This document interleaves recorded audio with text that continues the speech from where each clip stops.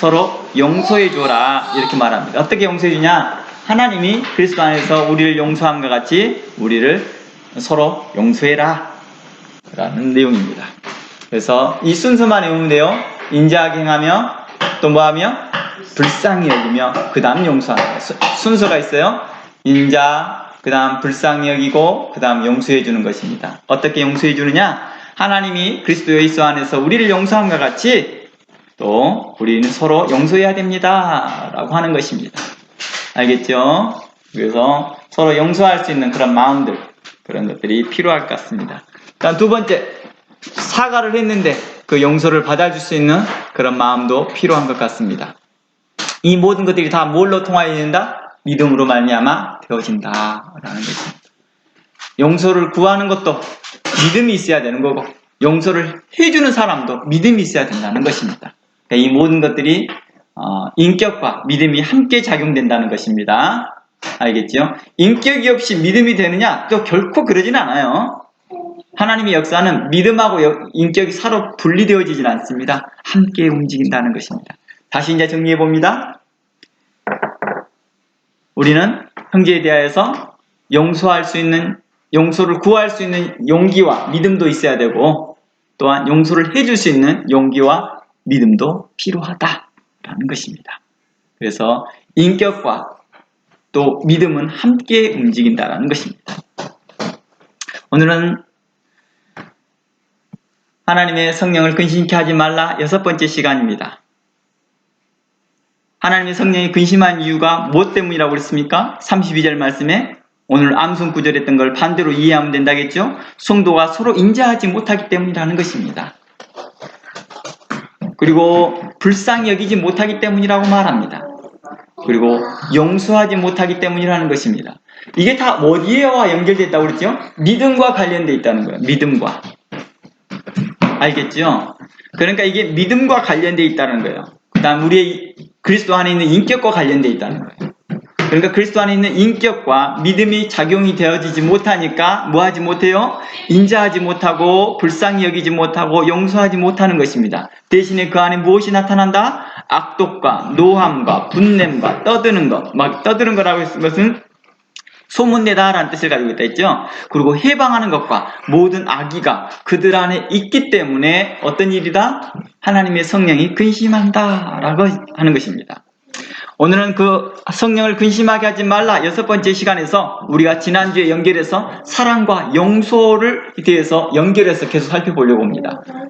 사랑과 용서가 어떻게 이루어지는지 계속해서 지난주에 연결해서 살펴보려고 하는 것입니다.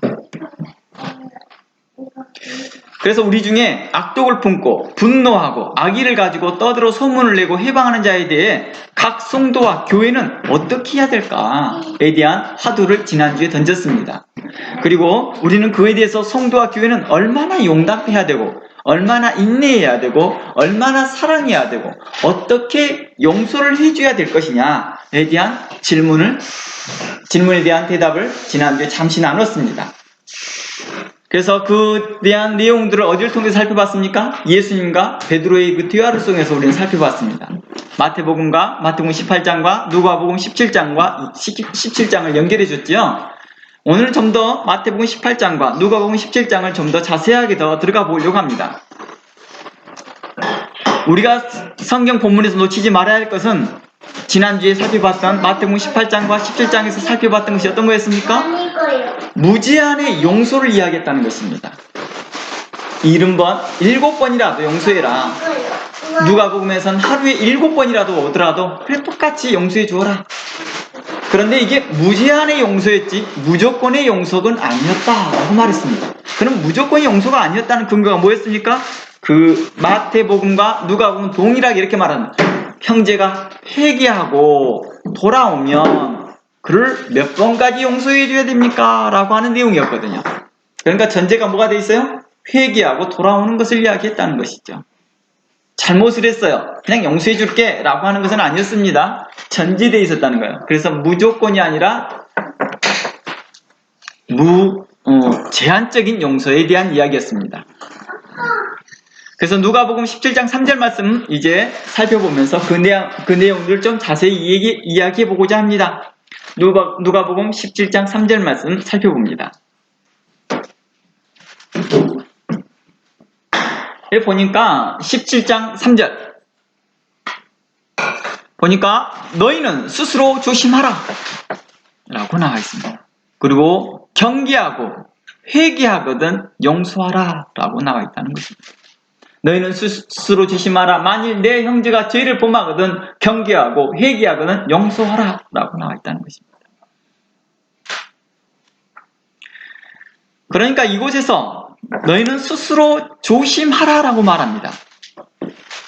여기서 이곳에서 조심하고 뭘 하라고 말합니까? 경계하라고 나와 있죠. 이 경계라는 말이 무슨 뜻이라고 했을게요? 혹시 기억나신 분 있습니까? 경계하다. 제가 페이스북 같은 데 올려놨던 내용들을 읽어보신 분들은 이해할 수 있는데요. 이게 바로 꾸짖다, 책망하다는 뜻이에요. 꾸짖다, 책망하다 라는 뜻이에요. 죄를 범하거든 경계하고 라는 말이 책망하다는 뜻이에요. 왜냐하면 앞전에 스스로 조심하라는 내용이 나와 있으니까요. 이 조심하라는 것은 우리가 생각하는 경계하다는 의미를 가지고 있거든요. 뒤에 나오는 경계는 어떤 경계예요? 책망하다라는 의미를 가지고 있다는 거예요. 꾸짖다라는 뜻이에요. 그리고 그 꾸짖고 책망했는데 회개하면 뭐하라? 용서해 주어라. 꾸짖고 난 다음에 용서해 주는 것도 있지만요. 그 꾸짖고 용서해 주는 형태는 어떤 형태예요? 보통? 그거에 대해서 그냥 그 태도에 크게 다른 방향으로 어게인스트 하지 않은, 그러니까 대항하지 않고 대적하지 않았을 때 그러는 것이죠. 그냥 꾸짖고 그냥 용서해 주는 거예요, 그냥. 이런 상황은요. 자, 그래서 스스로 조심해야 된다. 용서해 줄 때 제일 먼저 해야 될 작업이 뭐예요? 스스로 조심해야 될 거라고 말합니다.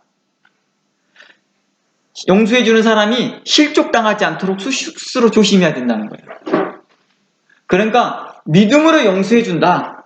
하나님이 용서해 주셨으니까 나는 무조건 용서해 준다. 이런 것은 하나님에 대해서 오해한 거죠. 오해한 거라는 거예요. 제가 진짜 있었던 이야기예요. 1차 대전 때, 2차 대전 때 일어난 일입니다. 1차 대전과 2차 대전이 일어날 시점에 기독교는 유럽에 굉장히 확산되어 있었던 시기였어요. 그래서 심지어는 독일과 전쟁할 때 크리스마스가 일어나면 어느 전쟁 부대에서는 이랬다잖아요. 성탄절이 될 때 한쪽에서 백기를 들었대요. 그러니까 독일군도 백기를 들었대요. 그러고 나니 뭐 했어요? 크리스마스 캐롤을 같이 불렀대요. 반짝이를 서로 만들고 저쪽에 단지 결혼을 하지 않아요. 서로 보면서 크리스마스 트리를 놓고 그날만은 전쟁하지 않는 거예요. 그래서 서로 깃발 내놓고 함께 그쪽에서도 크리스마스 송 부르고 이쪽에도 크리스마스 송 불러요. 그러니까 그런 일이 벌어져요. 크리스찬니티가 있었으니까 서로 간에. 남북전쟁 때도 어땠습니까? 서로 기도하기를 하나님 우리 편에 서시옵소서라고 그랬잖아요. 노예 해방 문제 때문에. 그러니까 이 일로 인해서 많은 전쟁이 끝나고 나서 사람들이 굉장히 딜레마에 많이 빠진 거예요. 딜레마에. 신앙에 대한 딜레마에 빠지기 시작한 겁니다. 이런 시기쯤에 포로가 잡힌 거예요. 독일군 포로가 잡힌 거예요. 그래서 이 사람이 인도주의 입장에서 그 장교가 그 포로를 놔줘버린 거예요. 한두 명을요. 한두 사람을 놔준 거예요. 근데 이게 용서해줬으면 감사합니다 하고 자기 고향으로 돌아가는 게 아니라 독일군 자기 부대에 들어가서 그 용서해줬던 부대에 대한 상을 다 이야기해줘버린 거예요. 어떻게 됐을까요? 이 부대가 패전해버린 거예요. 뿐만 아니라 이 부대만 패전한 뿐만 아니라 옆에 부대도 패전해버린 거죠. 서로 군대는 전쟁을 할 때 서로 이쪽에서 방어를 해줘야지, 같은 편에 해줘야지만이 서로 보완이 될 거 아니에요, 이렇게요. 근데 이쪽이 깨지니까 이쪽이 기울어버리는 거죠. 약해지는 거죠. 그러니까 이쪽이 먼저 패전하고 이쪽은 자연스럽게 연속해서 패전하는 거죠. 그 한 사람 때문에. 한 사람인지 두 사람인지 모르지만 그걸 용서해줬기 때문이죠. 이런 딜레마에 빠지는 거죠. 과연 어떻게 용서해줘야 되는 것인가.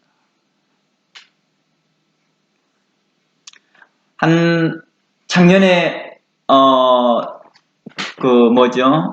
그 시사 프로그램에 나온 거죠. 그 스토킹에 관련된 스토킹이고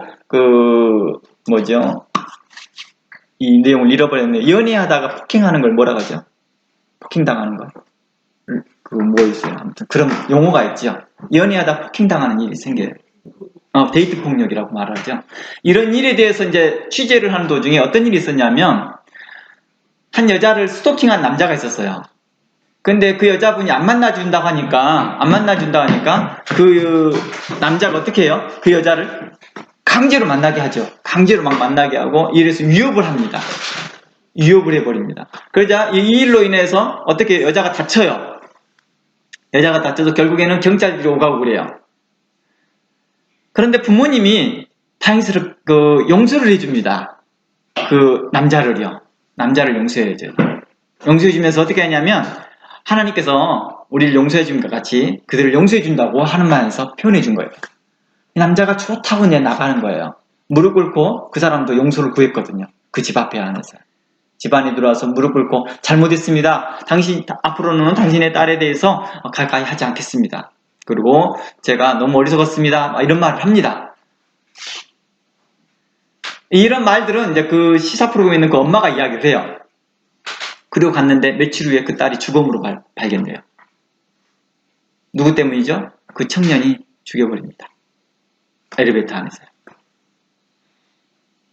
엄마가 얼마나 한심했을까요? 그 엄마는 목회자 사모였어요. 그리고 그 부부는 목회자였거든요. 어땠을까요? 그러니까 이 갈 길을 잃어버린 건, 로스트해버린 거죠. 갈 길을 로스트해버린 거죠. 어떻게 해야 될 것이냐. 우리가 자칫 성경을 잘못 이해하다 보니 하나님의 사랑에 대해서, 무제한의 사랑에 대해서 이해하기를 무조건적인 사랑으로 이해하기 때문이죠.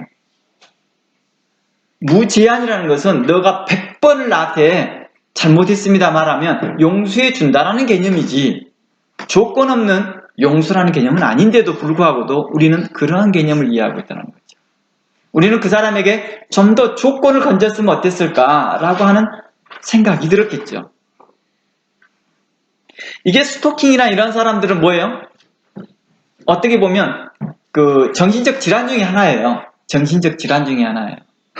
그러니까 뭐 잠시 지나가는 우울증과 같은 그런 질환 중에 하나라는 거예요. 우울증도 심하게 발전할 수 있지만 스토킹도 바로 심하게 발전할 수는 있습니다. 그 사람도 아마 심하게 발전해버린 것 같아요. 집착하는 거죠, 집착. 어떻게 보면 편집성하고 비슷한 내용이죠. 한 가지에 집착하는 거예요. 상대방이 자기를 무시했다고 생각하기 때문에 계속해서 인정받고 싶고, 그 사람에게 인정받고 싶으니까 끊임없이 집착하는 것이죠. 우리는 그러한 일들에 대해서 어떻게 해야 될까라는 것입니다. 자, 우리는 그러한 데에 대해서 성경은 뭘 말하고 있는지 한 모습을 바라보길 바랍니다. 성경은 우리에게 무조건적인 용서도 이야기는 가르치는 부분이 있긴 있습니다. 그러나 많은 부분에서 무조건보다는 조건부적인 용서를 많이 말을 해요. 성경에서는. 그러지 않고서는 하나님께서 우리에게 제사를 요구하지 않거든요. 구약에서부터요. 그렇죠? 하나님께서 우리에게 왜 제사를 요구합니까? 왜 우리에게 대하여서 희생의 예물을 요구합니까? 죄의 문제 때문이잖아요. 그렇죠? 그 대가를 원하잖아요. 대속이라는 말이 뭐예요? 대신 치루었다라는 뜻이잖아요. 바로 이러한 개념 속에서 우리는 어떻게 해야 될 것인지에 대한 지혜를 누가복음 3장을 통해서 한번 살펴보려고 합니다. 누가복음 3장 가봅니다. 제가 이제 설명해 볼게요. 세례 요한이 이제 세례받으러 온 사람들이 있었습니다. 근데 그 사람들에게 대해서 이렇게 말합니다. 독사의 자식들아, 누가 너희를 가르쳐 장차로 진노를 피하라 하더냐. 8절. 그러므로 회개에 합당한 열매를 맺고 속으로 아브라함이 우리 조상이라고 말하지 말라. 내가 너희에게 이르노니 하나님이 능히 이 돌들로도 아브라함의 자손이 되게 할 것이다 라고 말합니다. 그러자 10절 말씀에 무리가 물어 가로되, 그러면 우리가 어떻게 해야 됩니까? 무엇을 해야 됩니까? 라고 물어봅니다. 우리가 이곳에 살펴볼 수 있는 것이 바로 무엇입니까? 세례 받으러 오는 무리들을 무조건 용서하고 세례를 주는 것이 아니었다는 것입니다. 바로 조건을 두었다는 것입니다. 바로 회개에 합당한 열매를 맺으라고 말했던 것이죠. 그렇죠? 만일 무조건 세례를 줄 것이었다면 세례 받으러 오는 사람들에게 하나님께 복받을 자들이요 라고 말했겠지요. 그 오는 사람들에게 대해서 하나님의 자비하심이 여러분들과 함께 할 것입니다. 하나님을 찬양하라. 우리는 설교를 많이 듣잖아요. 이와 관련된 것들. 등등의 말들을 했을 거겠죠. 근데 세례 요한은요, 그들에게 오는 사람들에게 대하여서 회개하라고 말합니다. 또 다시 한번 생각해 보면 이러지 않습니까? 당시에 이 세례를 받는 것이나 이 구원에 대한 문제를 이야기할 때는 어디로 가야 돼요? 성전으로 가야 되잖아요. 그렇죠? 근데 성전도 아니고 대지상도 아닌 광야에서 자신에게 온 것만 해도 자신을 하나님께로 보내심을 받는 선지자라고 인정했구나 하는 그런 생각 때문이라도 세례를 곧바로 줄 수 있잖아요. 그렇죠? 왜냐하면 성전이나 대지상에 가는 게 아니라 광야에 있는 자신에게 왔으니까요. 이름도 없는 자신에게 와서 세례 받는다 하니까 이 사람들이 나는 하나님의 선지자로 인정했네 이렇게 생각했으니까 당연히 그 사람들에게 대해서 터프한 말을 하면 안 되겠죠. 근데 그들에게 말합니다. 회개하라고. 나 안 아쉬워. 이거 하는 것처럼 뭐 하라듯이. 사람들이 자존심 상할 거 아니에요. 내가 예수서 광야까지 찾아왔는데 우리 성전에도 갈 수 있어. 그리고 우리 지역사회에 랍비들 많아요. 근데 광야까지 왔다고요. 실상 갈릴리에서 광야까지 얼마나 걸려요? 3일 걸려요. 걸어서. 예루살렘에서 많은 사람들이 와요. 이게 쉬운 일 같아요? 쉽지 않아요. 우리 지역사회 보세요. 유명한 목사님 설교한다고 세미나 한다고 한국에서 오셨다 미국에 오셨다 해도 오지도 않잖아요. 가까운 데 있으면서도. 그렇죠? 쉽지 않은 일이에요. 근데 이렇게 많이 왔으니까 칭찬해 줘야 될 거 아니에요? 근데 세례 요한은 그렇지 않았습니다. 또는 이렇게 할 거 아니에요. 저 사람들이 오는 것은 곧 자신들이 구원받기를 바라는 마음이기 때문에 곧바로 세례를 줘야겠다 이렇게 하지도 않았어요. 세례 요한은 이렇게 외쳤습니다. 독사의 자식들아. 왜 독사의 자식들이라고 말했을까요? 그 마음에 독성이 있었다는 거죠. 악함이 있음을 말하죠. 그들이 회개치 않음을 이야기하고 있는 거죠. 누가 너희를 가르쳐 장차올 진노를 피하라 하더냐? 8절. 그러므로 회개에 합당한 열매를 맺고 속으로 아브라함이 우리 조상이라 말하지 말라. 다분히 우리의 모습이 아닌가요? 우리도 그러잖아요. 우리도 그냥 기도하면서 나 예수님 믿어요. 나 예수님이 하나님의 자녀예요. 이렇게 말해버리잖아요. 그래 믿고 있잖아요. 그래 행동하잖아요.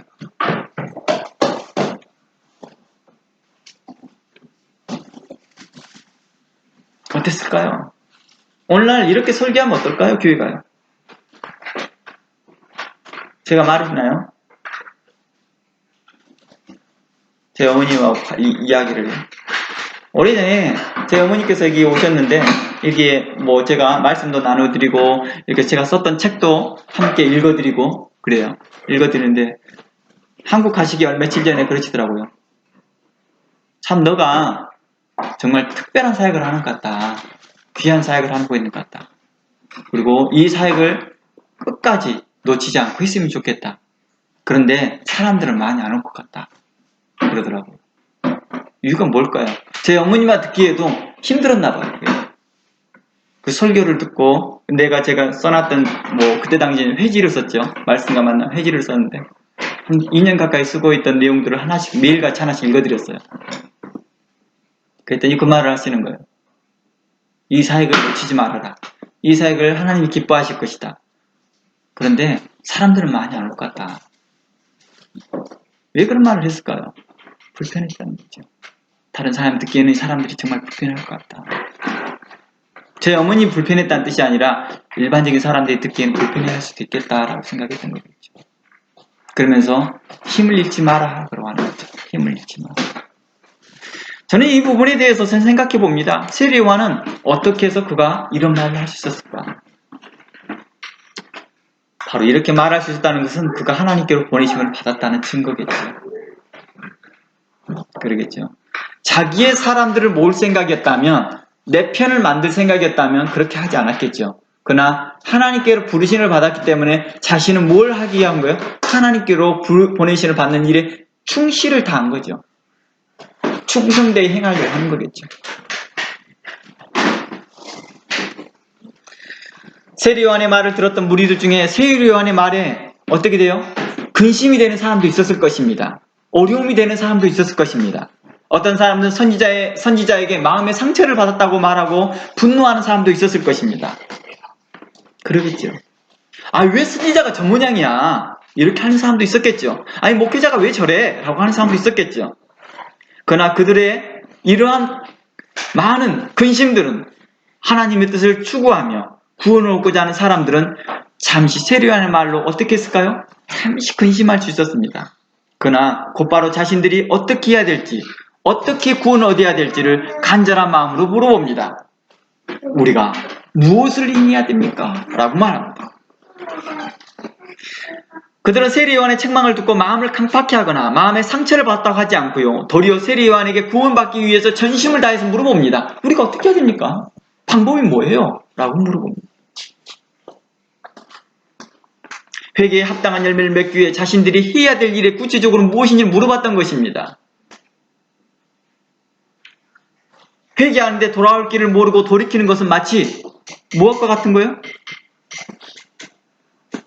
방향성을 잃어버리는 모습과 같습니다. 그래서 10절 말씀에 우리가 물어 가로되 그러면 우리가 무엇을 하리까? 라고 할 때 11절부터 쭉 이야기하고 있다는 거예요. 두 벌 가지고 있는 사람들이 있느냐? 군인들에게 말합니다. 세리들에게 이야기합니다. 구체적으로 이야기하면 너희들이 지금 그렇게 살았잖아. 이 사람들 다 유대인들이에요. 그러니까 유대교를 믿고 있는 사람들이라는 거예요. 유대교를 믿고 있는 사람들이 뭐하고 있어요? 삶은 실질적으로 그러지 못했다는 거예요. 자신들이. 그러면서 교회에 왔을 때는, 회당에 왔을 때는 하나님 찬양 받으시옵소서 하고 있던 사람들에게 대하여서 하나님이 이렇게 말하고 있었다는 것입니다.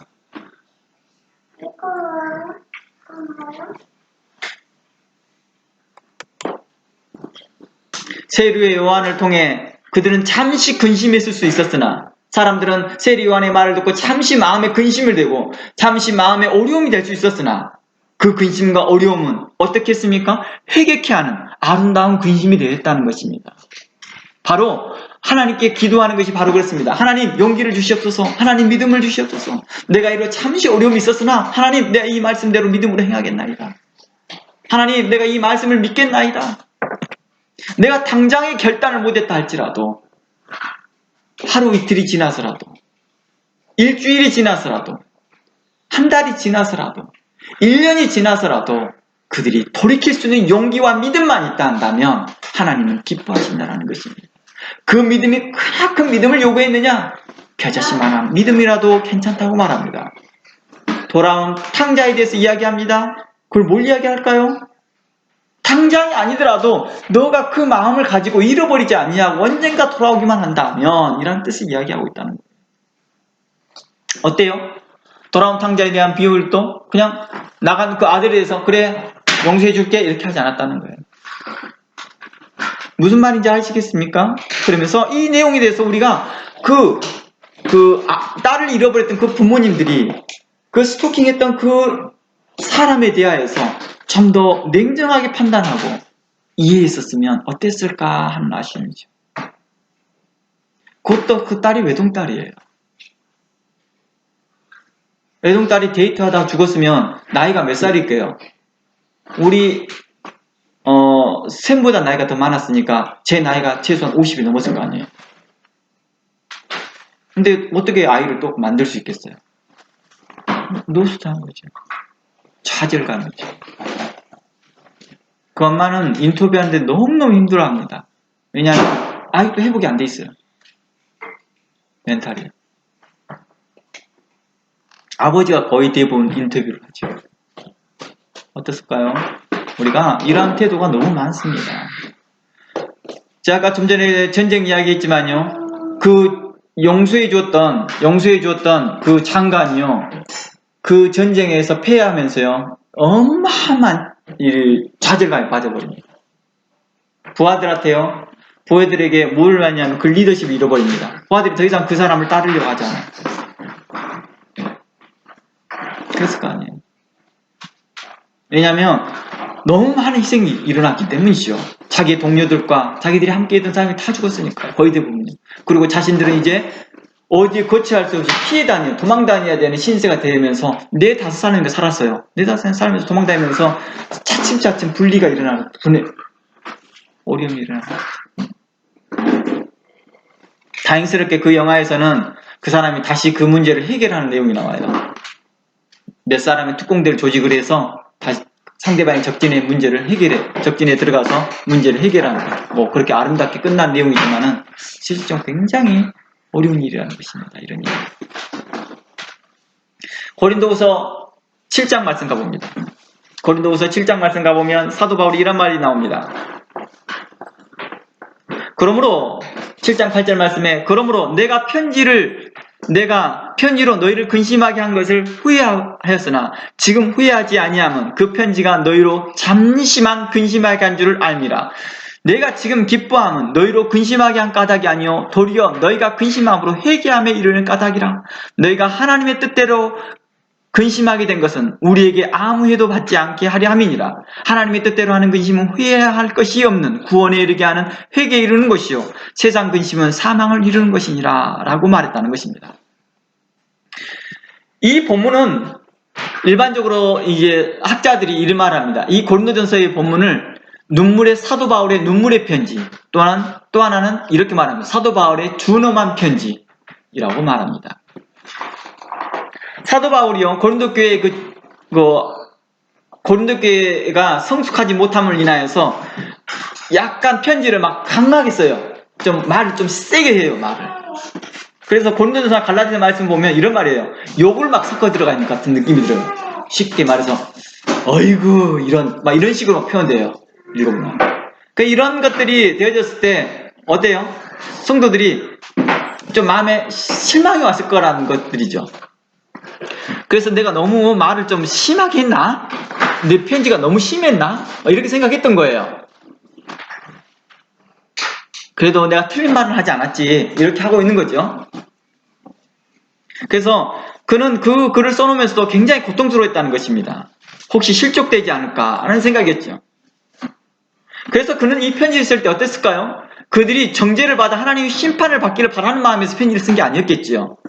그들에 대한 불타는 열정 때문에 그랬겠죠.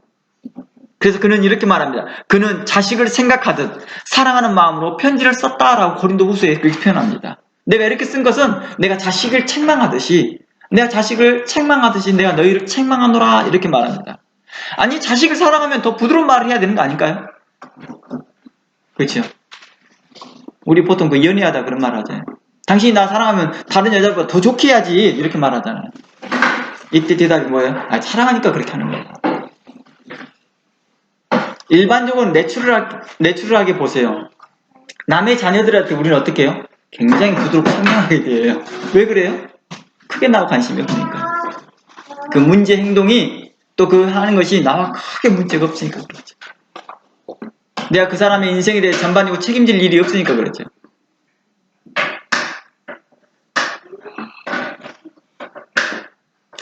그러나 사도 바울은 자식을 책망하듯이 뭐합니까? 그들에게 강한 말을 합니다. 어조가 굉장히 강해요. 굉장히 강해요.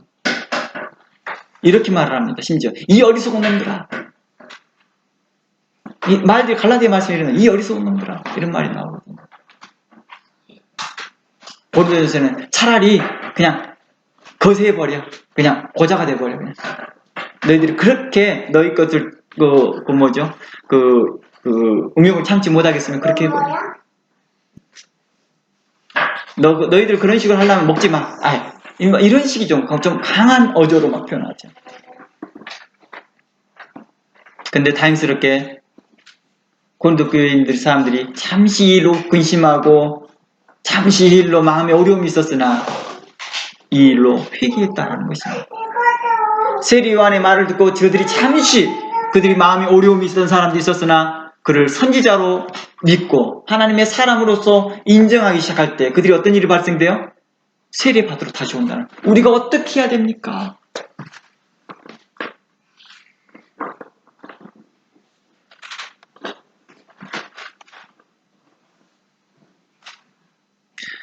사도 바울은 뭐 했을까요?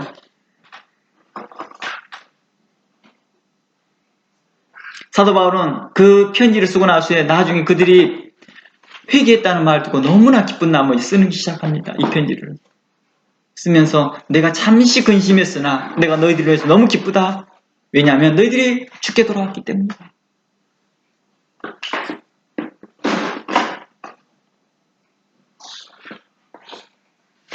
그러기에 자신의 잘못을 뉘우치고 돌이켜 나아가는 근심은 거룩에 이르는 근심이다. 하나님의 뜻에 합당한 근심이다 라고 저는 표현하고 싶습니다. 거룩한 근심, 하나님의 뜻에 합당한 근심과 반하여 세상의 근심은 뭐 한다고 말했습니까? 사망을 낳는다라고 말합니다. 그래서 고린도후서에서 약간 좀 전에 읽어봤더니 너의 세상의 근심은 뭐하건 너희로 사망을 갖게 할 것이다. 그래서 세상의 가치관을 가지고 있고 육신의 생각하는 자들은 그 안에 뭘 가질까요? 분노가 있게 되고 그 안에 원한을 품게 되며 회개치 아니하고 도리어 자기를 정당하기 위해서 예수는 근심이 일어나겠죠. 계속 자기를 변호하는 근심이겠죠. 이 근심의 결과는 뭐일까요? 낙담과 좌절에 빠지는 자기 파괴적 성향을 갖게 된다는 것입니다.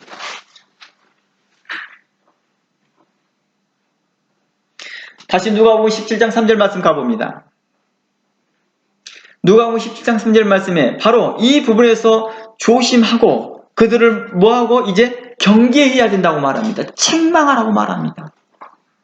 우리가 지금 이곳에서 그 스토킹을 했던 그 남자에 대해서 그 부모가 해양하지 않았던 것이 뭐였을까요? 1차적으로 조심하지 않았던 것이고 두 번째는 경계하지 않았다는 것, 책망하지 않았다는 것. 무엇이 잘못인지를 구체적으로 책망을 해야 됩니다. 그러겠죠. 근데 그가 경찰서에 갔다 오자마자 뭐예요? 경찰이 신고가 됐거든요. 그 애가요. 경찰서에서 오자마자 그 애는 바로 문 앞에서 무릎 꿇었거든요. 그 사람들이 뭐예요? 그 사람들이 두 사람이요? 용서해 준 거죠. 자기 딸은 나와보지도 않았어요. 그러니까 뭐예요? 부모가 자기 딸의 마음을 대변한 거죠. 딸은 왜 보고 싶어 하지 않았을까요? 아직도 그 마음에 두려움이 있는 거예요. 용서를 해주려고 하는 사람들은 그 마음에 두려움이 없지요. 왜 두려움이 생겼을까요? 바로 진실로 안 보였는지 모르고 뭔지를 잘 모르니까 그러겠죠. 부모가 그런데 괜찮다고 합니다. 용서해 줍니다. 이 일로 자신들이 겪어야 될 고통들은 생각을 못 해봤던 것 같습니다. 우리가 생각해 봐야 될 것들이 참 많습니다. 우리에게요. 그는 꾸짖고 회개하거든 용서하라. 여기서 경계하고 라는 말에 대해서 뭐라고 했죠?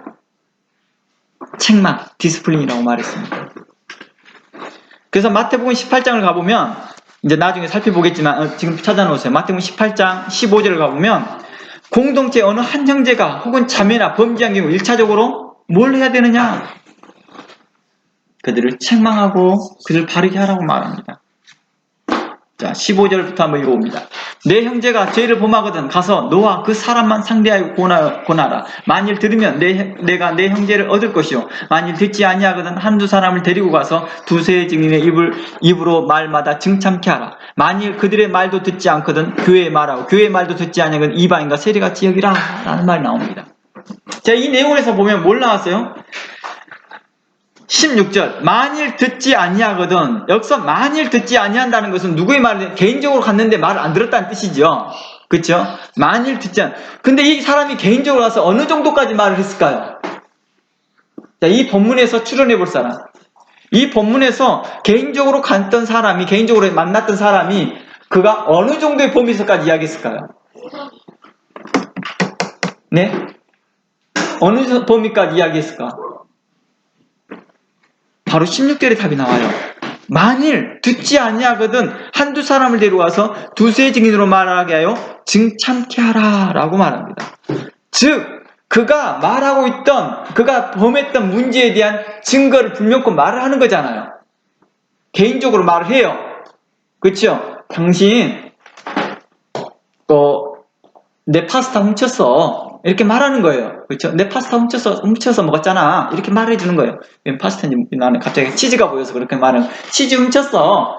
이렇게 말을 해주는 거죠. 근데 그거에 대해서 듣지 않는다는 거예요. 그랬더니 이것에 대하여서 뭐 하는 거예요? 두세 증언을 해서 그 증거를 보이는 거죠. 나도 봤다. 다른 사람도 봤다.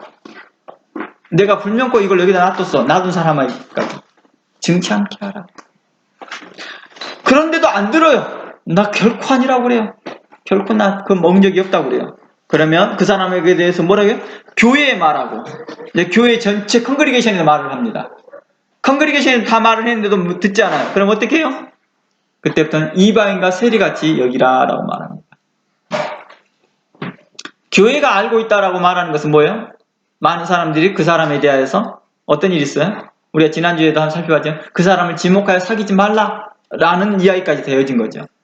그럼에도 듣지 않아요. 그러니까 그를 뭐합니까? 출교하듯이 이방인같이 여긴다는 것입니다.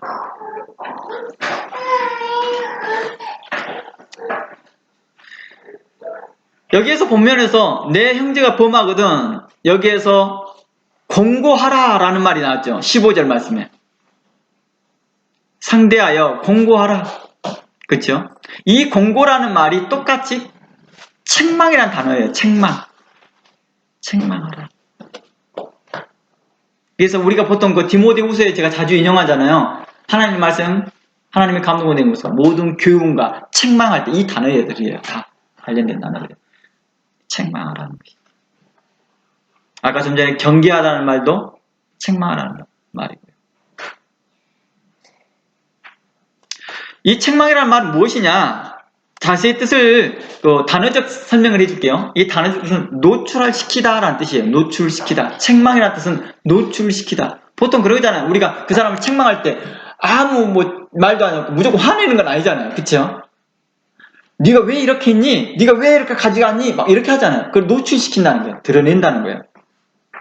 그리고 자신의 죄에 대해 죄책과 확신을 주게 하는 거라는 거예요.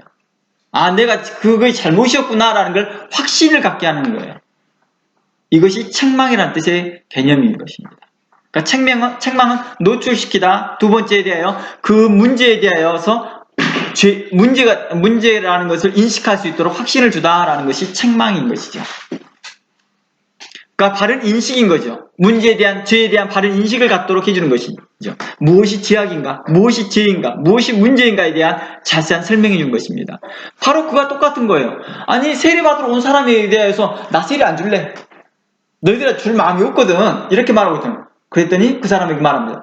무엇이 문제인데요? 라고 했더니 세례요한이 문제를 정확하게 지적해 주잖아요. 너희들 세금 많이 걷어냈잖아. 세리들. 너 그러면 안 돼. 적당한 정해진 것만 해.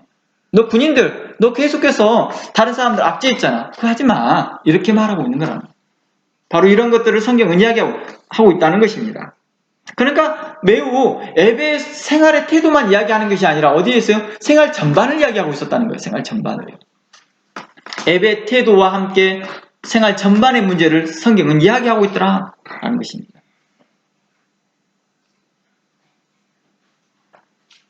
즉, 죄에 대한 심판이나 최종 판결을 내리는 것이 아니라 자신의 죄를 바르게 인식하고 깨닫게 하고자 하는 목적인 것이요. 이 목적이요. 그러니까 이방인처럼 나가게 하라 이런 것은 지난주에 살펴봤던 것처럼 뭐 하게 한 목적이라는 게 있죠?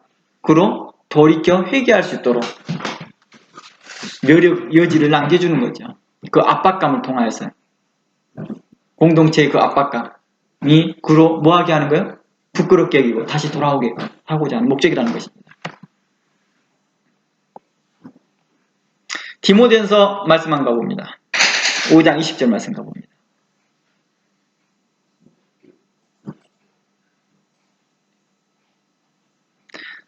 자, 봐보면 이제 빠른 속도로 내가 오늘 볼게요. 오늘 좀 시간이 조금 한 5분, 20분 오버할 것 같네요.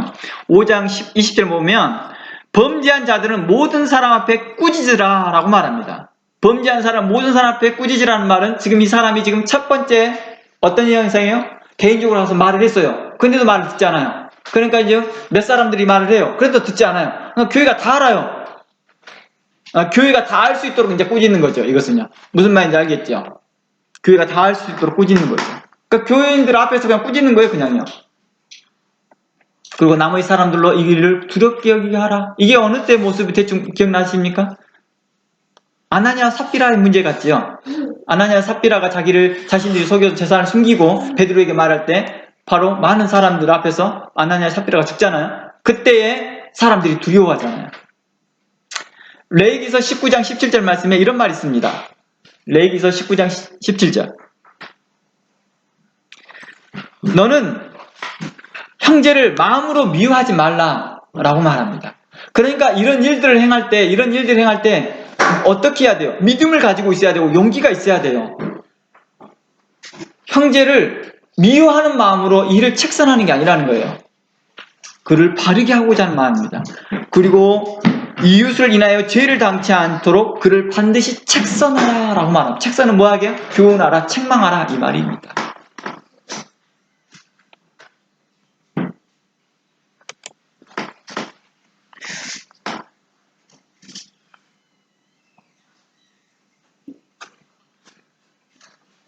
그래서 만약에 이 책선을 통해 듣는 사람들은 어떻게 해요? 그 사람이 후원 얻는 거겠죠. 디모데후서 2장 25절 말씀 가봅니다. 디모데후서 2장 25절 말씀 가봅니다. 거기 가보면 이 디모데후서 2장 같은 경우에는 실상 제 컴퓨터 앞에 붙여놓으면 자주 이렇게 암기하는 말씀이고 제가 개인적으로 계속 암기하고 묵상하고 자주 암송하는 말씀인데 이 중에서 25절 말씀 거역하는 자를 온유함으로 징계할지니 혹 하나님이 저희를 회개함을 주사 진리를 아실까 하며 저희로 깨어 마귀의 올무에 벗어나 하나님께로 사로잡혀야 되어 그 뜻을 쫓게 하실까 함이니라 라고 말합니다. 거역하는 자를 어떻게 해야 됩니까? 온유함으로 징계하고 말합니다. 그 온유함으로 징계하였음에도 불구하고도 그들이 뭐하지 않아요? 돌이키지 않고 있을 때 어떻게 해요? 그 강도가 점점점 심해지더라는 거죠. 근데 그 마음에 어떤 마음으로요? 미워하는 마음으로 하지 않는다는 거죠. 그렇게 하지 말라 이 말이죠. 성경은요. 그렇게 해서는 안 됩니다 라고 하는 것이 말하고 있는 것입니다. 그 목적이 분명하다는 거예요. 그들이 모두 다 회개함을 갖고 그들이 마귀의 올무에서 벗어나고 하나님께로 대신 하나님의 사람, 하나님의 성령의 인도하심을 받는 사람 되기를 바라는 마음에 산다는 거예요. 여기서 하나님께 사로잡힌 바 되었다는 말이 무슨 말이에요? 하나님의 인도하심을 받도록 하라 이 말이죠. 그러니까 책선하고 책망하고 그들을 교훈하고 하는 목적이 뭐예요? 하나님께 인도함 받는 사람 되게 하고자 하는 목적이라는 것이죠. 이 말을 다른 말로 그들이 다 구원받기를 바라는 마음이고 그 다른 말로 하나님의 성령을 근심케 하는 것이 아니라 기쁨을 주는 자가 되기를 바라는 것이겠죠. 그래서 사도 바울은 거역하는 자들을 온유함과 믿음과 의로움으로 책선했음에도 불구하고도 회개치 않고 도리어 자기를 정당하기 위해서 애쓰는 사람들에 대하여서 뭐하나요? 지목하여 사귀지 말라고 이제 공부하고 있다는 거예요. 데살로니가 후서 3장 14절 말씀 가봅니다. 데살로니가 후서 3장 14절 말씀 가봅니다. 14절 말씀에 보면 이 말이 있습니다. 누가 이 편지에 우리의 말을 순종치 아니하거든 그 사람을 지목하여 사귀지 말고 저로 하여금 부끄럽게 하라. 그러나 원수같이 생각하지 말고 형제같이 고나라. 15절 말씀에 분명코 그들이 해야 될 태도를 말합니다. 원수같이 행하지 말라는 것은 마음으로 그를 미워하지 말라는 것입니다. 무슨 말인지 아시겠죠? 근데 이것을 쉽게 상대방이 인지할 수 있을까요? 인지하기 굉장히 어려워요. 상대방이요. 그런 마음들. 실상 자녀들도 부모의 마음을 쉽게 인지하기 어렵거든요. 부모가 나를 미워하나 보다 이렇게 생각하는 경우가 더 많지요. 선생님이 나를 미워하나 보다 라고 생각하는 거예요. 상사가 나를 미워하나 보다 라고 생각하는 게 더 많지요. 그래서 사도 바울은 이렇게 말합니다. 만일 이 편지 누가 내 편지를 말을 순종하지 아니하거든 그 사람을 지목하여 사귀지 말라고 말합니다. 그리고 그들을 부끄럽게 여기라 말합니다. 자, 여기에서 봅니다. 여기에서 교회에서 왕따시키는 건가요? 이것은요? 아니면 회개할 기회를 준 건가요? 우리는 여기에서 뭘 말하려고 하는 의도인지 알겠죠? 사도 바울은 그 사람을 왕따시키라는 뜻이 아니에요. 그 사람에게 회개할 기회를 주라 이 뜻입니다. 원수같이 행하지 말고 형제같이 고나라. 이처럼 진정한 의미에서 징계는 형제같이 권면하는 거겠죠. 형제같이 생각하는 거겠죠. 그래야 징계를 받아들임으로 인하여서 뭐 하는 거예요? 그가 회개하기를 바라는 것입니다.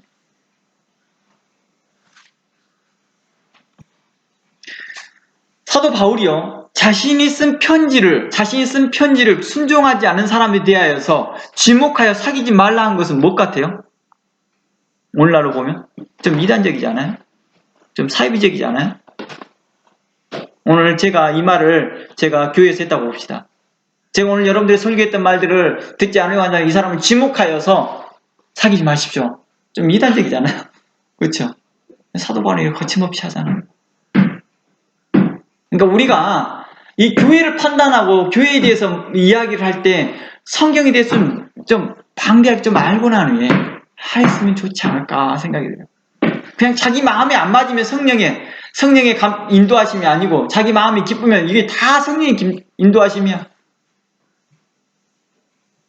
우리 그러잖아요, 자주.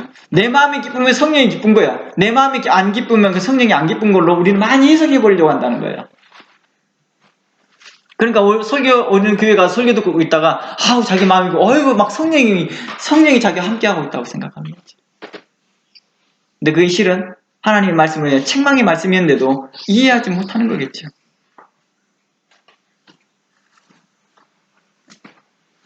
그러나 우리가 이 본문을 통해서 그렇게 보지 않는 것은 우리가 사도 바울을 누구의 사람으로? 하나님의 사람으로 보기 때문에 우리가 그런 입장에서 보기 때문이죠. 그러니까 우리가 사도 바울에 대한 신뢰감 때문에 그래요. 신뢰감 때문에. 오늘날 교회 안에서 목회자에 대한 신뢰감이 어느 정도인가요? 그렇지 못하겠다는 거예요. 그래서 우리가 2강에선가 3강에선가 살펴봤죠. 너희를 인도하는 자들에게 대하여서 뭐 하게 하라? 근심으로 이 일을 행하지 않게 하라. 신뢰감 형성이 안 돼 있는 거죠. 그리고 그 다음 내용이 뭐였어요? 다음 주에 했던 것이요. 너희 부모들에게 대하여서 뭐하라? 순종하라. 부모에 대한 신뢰감, 부모에 대한 순종함 이런 것들이 없다 보니까 뭐예요? 불평불만이 많은 거예요.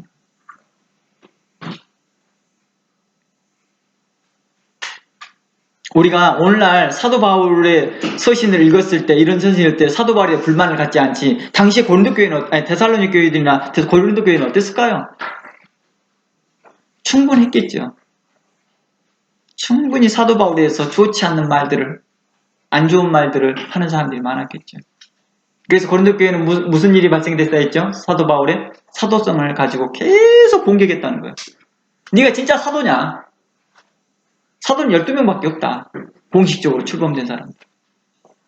하면서 계속해서 그 사도성을 공격하고 사도 바울은 그때마다 자신을 변호해야 되고 그래서 한 4번, 5번 정도가 그 변호한 내용이에요. 내가 담에색상에서 하나님을 만났다니까. 그리스도를 만났어. 그건 네 말이잖아. 다른 사람들 증인이 있어? 다른 사람들은 큰 빚만 봤대. 그러니까 아니라고. 그러니까.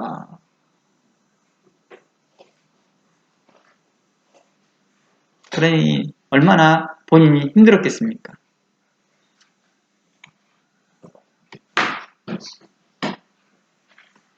우리가 오늘날 사도 바울의 편지를 서신서를 읽을 때 사도 바울에 대한 신뢰감, 무한한 신뢰감이 우리가 사도 바울의 서신을 읽을 때 아무렇지 않게 읽어지지만 당시에 우리 입장으로 갔을 때 사도 바울과 대면해서 그런 서신서를 받았다 한다면 우리는 어땠을까?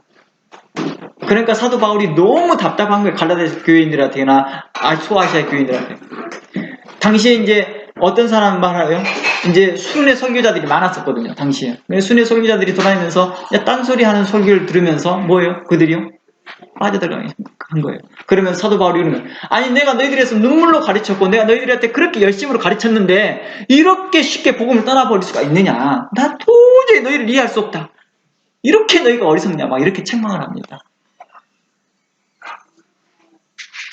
그럼 오늘날 우리는 어때요? 다행스럽게 그 사도 바울의 그러한 것들을 서신으로 그리고 한참 후에 많은 우리가 직접적인 그 감정이 기입이 안 된 상태에서 있다 보니까 너무나 편하고 감사하죠. 그런데 이게 그걸로 끝나는 게 아니었더라는 거예요. 오늘날 목회자들 관계 속에서 그렇게 보이게 했더라는 거예요. 그래서 칼빈은 이렇게 말합니다. 이 본문에 대해 설명하기를 성도가 목회자에게 순종하지 않는 것은 결국 인간에 대한 것이 아니라 하나님께 대한 불순종이다 라고 칼빈은 이야기합니다. 이 본문을 해석할 때. 그래서 마태복음 10장 말씀에 이렇게 말합니다. 10장 2절 말씀에 말하는 이가 너희가 아니라 너희 속에 말하시는 자 곧 너희 아버지의 성령이시니라. 예수님께서 제자들을 보낼 때 너가 말하는 것 같지? 아니야. 성령이 너와 함께 있어. 그러니까 너희들은 하나님의 사신이 된 거야 라고 말하는 것입니다. 목회자들은 이러한 관점이 있는 거겠죠. 그래서 데살로니가전서 4장 8절 말씀에 이렇게 말합니다. 그러므로 데살로니가전서 4장 8절 말씀에 그러므로 저버리는 사람은 사람을 저버림이 아니요 너희에게 그의 성령을 주신 하나님을 저버림이니라 라고 말합니다. 이 말은 무엇이냐? 사도 바울이 말하면서 너희가 나를 거부한 것은 단순하게 사도 바울이라는 사람, 그러니까 바울이라는 한 인격을 내어버리는 것이 아니라 너희가 하나님을 잃어버린 거야. 네가 하나님에 대해서 거부한 거야. 이렇게 말하고 있다는 것입니다. 이 말을 히브리서 4장에서는 이렇게도 이해될 수 있습니다.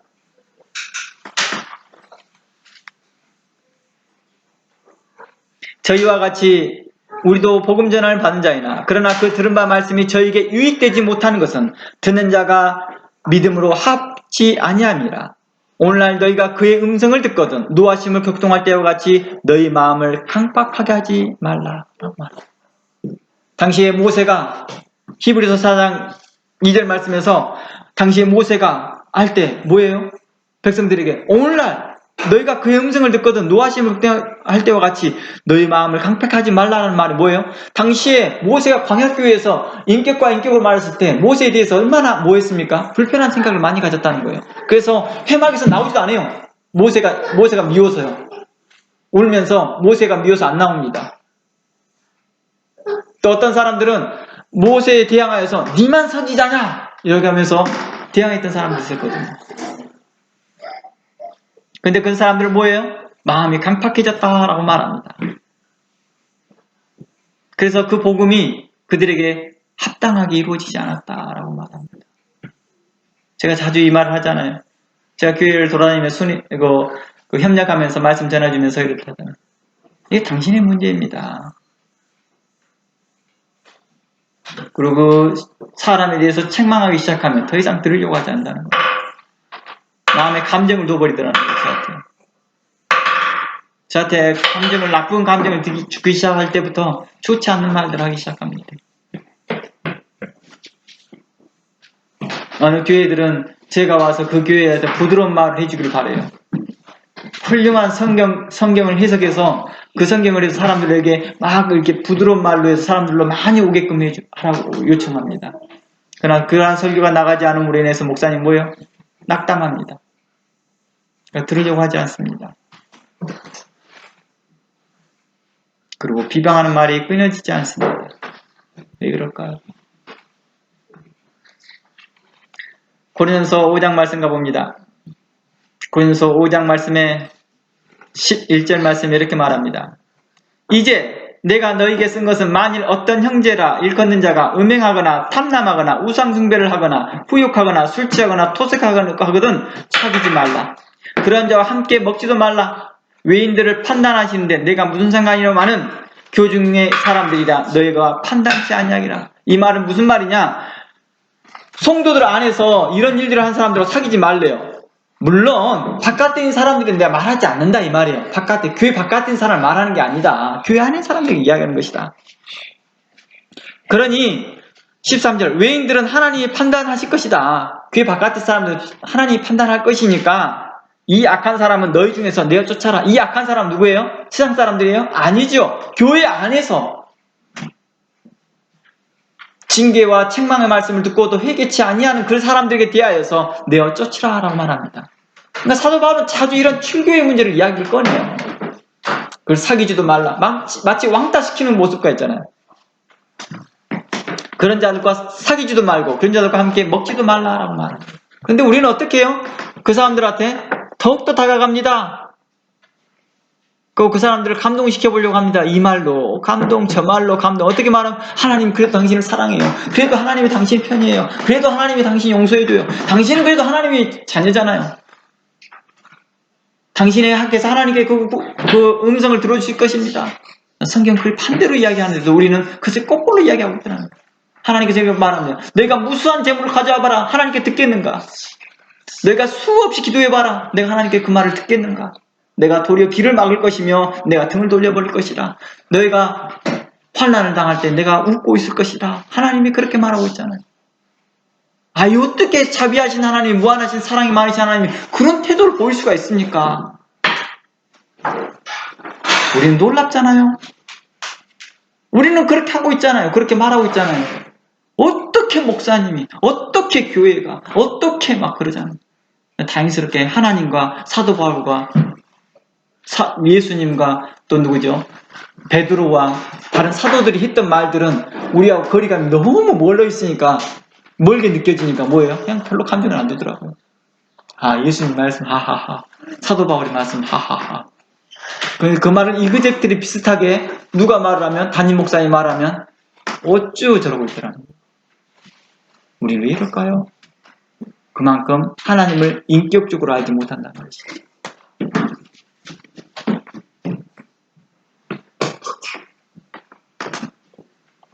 우리가 이 부분에 대해서 우리가 많이 알아봐야 될 것들이 많습니다.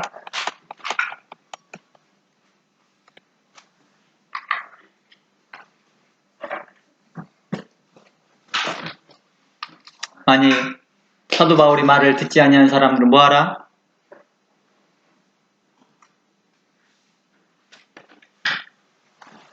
이방인같이 여기라 라고 하는 말들에 대해서 우리는 좀 생각해 봐야 될 것입니다. 참으로 교회 안에서 우리는 소외되는 사람이 없어야 되지만은 그렇다고